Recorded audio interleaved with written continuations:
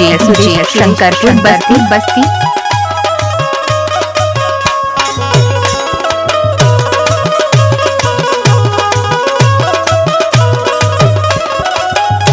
Hello hello. अरे यार तोहर फोनवा कहे न लगत है? 1 महीना से हम फोन लगावत तनी तोहके। अरे यार जिंदगी में खुदा आफत पड़ल बा, कहाँ से फोन हम तोहार उठाई। का भइल? अरे तोहे पता है का? हमरे तोहरे प्रेम कहानी के बारे में मम्मी पापा के मालूम हो गइल बा और शादी कहीं हमारा और तय कर देले बाड़े। अरे तेकर मतलब का भाई तुमसे ना बतीबा का? सुनो सुनावा। थक गई मैं तो करके इंतजार, तो के का पता हम कितना परेशान रहनी हो।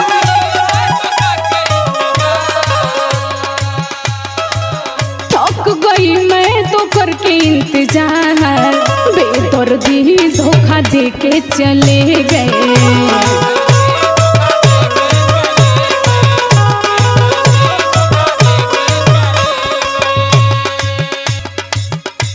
चले गए हो देख के चले गए, देख चले गए हो देख के चले गए, बेदर्दी धोखा दे के चले गए।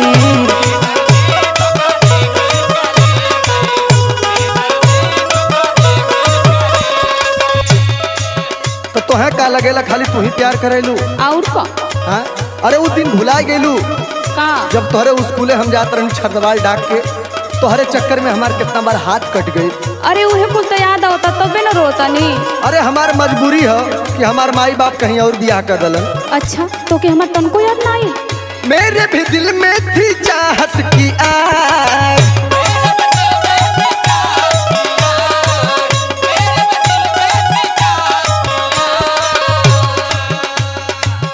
मेरे भी दिल में थी चाहत की आग, क्या करूं जानू शादी दूसरा से हो गई।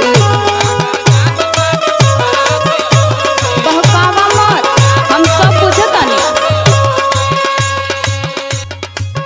दूसरा से हो गई, दूसरा से हो गई, दूसरा से हो गई, दूसरा से हो गई, क्या करूं जानू शादी दूसरा से हो गई।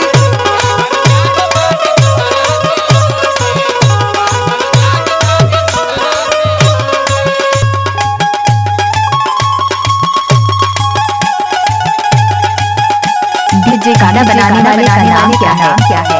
डीजे सुरेश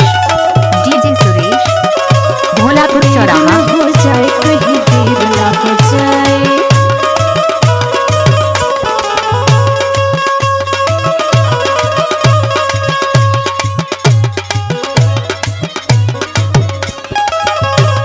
अरे तू तो बस कह देला कि शादी दूसरा से हो गई तो हर काम खत्म हो गई, लेकिन तू जाना तारा हम कैसे जियब हमारे बारे में तो कब सोचा तारा?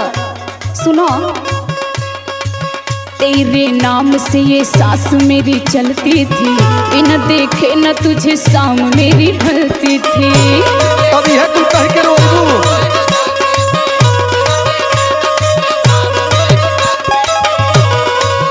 तेरे नाम से ये सांस मेरी चलती थी, बिना देखे न तुझे शाम मेरी ढलती थी। आज इतना तू रोआवा तारा ना हमके, तू कब भरबा घबरा जी। सुनो, आंखें रो रही थी करने को दीदार,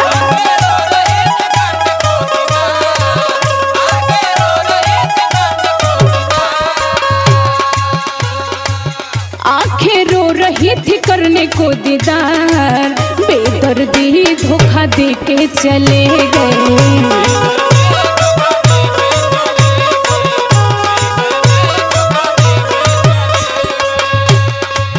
देख चले गए, देख चले गए, देख चले गए, हाँ देख चले गए, बेदर्दी धोखा दे के चले गए।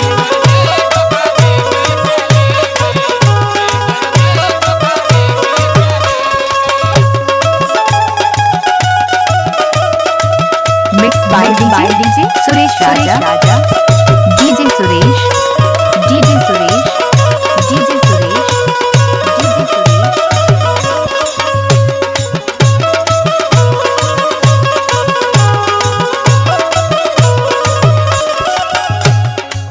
काहे न हमार बात मानत हो? का मानी बोला? जितना तोहरे तकलीफ बा उतना हमरो तकलीफ बा।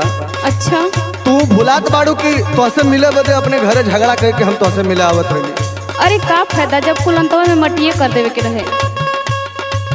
कितनी बार मैंने हाथ अपना काटा था, घर पे आके पापा से मार खाता था।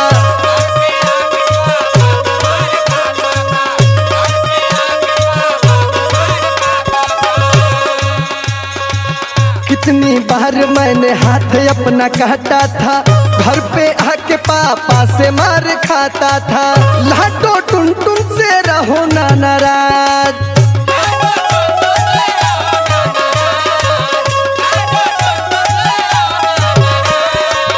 लाडो टुन टुन से रहो ना नाराज। क्या करूं जान शादी दूसरा से हो गई।